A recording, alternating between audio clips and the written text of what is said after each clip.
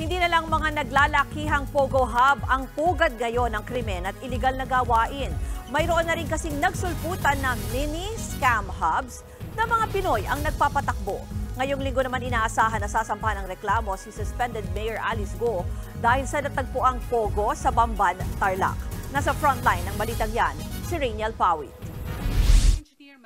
Sinimulan ng ilatag ng Presidential Anti-Organized Crime Commission o PAOK ang patong-patong na kasong kriminal na isasampa nila laban kay Bamban Mayor Alice Go. Kaugnay ito sa pagkakadawit ng alkalde sa operasyon ng iligal na Pogo sa Bamban. Ayon sa PAOK, nakatakdang magpulong bukas ang Interagency Council kasama sila ang Department of Justice, Philippine National Police, Office of the Solicitor General at iba pang ahensya para plantyahin ang mga isasampang kaso sa alkalde. Karamihan sa mga ito non-bailable o walang piyansa. Medyo marami ho. So ang usapan was we would focus on the most serious and the non-bailable charges first. Then we will follow through with the other charges later on.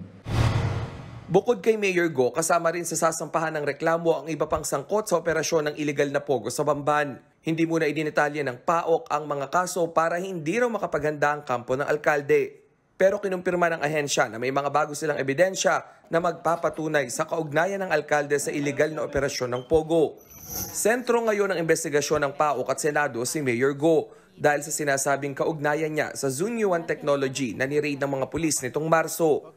Dahil sa iligal umanong operasyon nito sa loob ng Baofu Land Development Compound na nasa likod lang ng munisipyo ng Bamban. Tinitingnan din ng PAOK kung konektado ang mga Pogo sa Tarlac sa ni-raid na Pogo Hub sa Porac, Pampanga. Dahil sa kaliwat ka ng kontrobersiya, isinailalim ng Ombudsman sa 6 na buwang preventive suspension si Go at iba pang opisyal ng Bamban para bigyang daan ang ginagawang investigasyon. Sinusubukan pang kunin ng News 5 ang panig ng alkalde tungkol sa mga reklamong ihahain ng PAOK.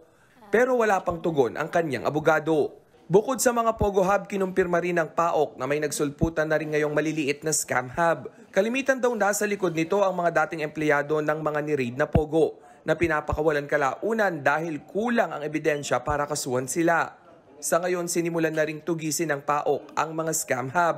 Tinatarget nila ang ilang bahay na ginagawang pugad ng mga scammer. Nagbabalita mula sa Frontline, Rainiel Pawid, News 5. Mga kapatid, ako po si Ruth Cabal. Maging maalam at may pakialam sa mga may init at rumaratsyadang balita sa Frontline Express. Para maging updated sa balitaan, mag-subscribe lang sa social media pages ng News 5.